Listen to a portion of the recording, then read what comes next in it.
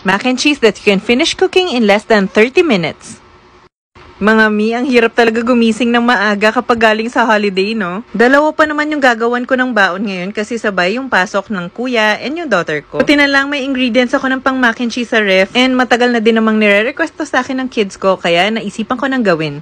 Very easy lang to. You can actually finish cooking this in 20 to 30 minutes. Naluan ko na rin ng konting cheese whiz for more orange color and para cheesier. Hindi ko na nga pala to hinaluan ng salt kasi salty na yung mga cheese na nilagay ko. If okay na sa inyo yung lasa and thickness ng sauce, ihalo na natin para makoat lahat ng noodles. Time to assemble sa baunan. Si kuya mas malakas kumain kaya dito sa bigger part ng baunan ko nilagay mac and cheese. Yung daughter ko naman dito sa smaller part kasi mas konti yung nakakain niya. Ito nga pala yung homemade chicken nuggets ko sa freezer. Si kuya hindi mahilig mag-sauce, yung daughter ko mahilig sa sweet chili.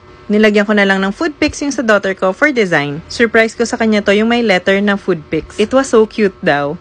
I'll put the link sa bio ko if you're looking for food pics like this. That's it for their lunch. Now, yung pang recess naman. Dahil pressed for time na nga ako, sobrang quick lang to. Kung ano lang makita ko sa bahay, yun yung nilagay kong pang snack. Peanut butter sandwich, nilagyan ko ng food pics para mukhang in-important. Banana and breadsticks, then almond. Si kuya naman, banana lang daw ang gusto niyang snack sa school. Diet. That's it. Bye!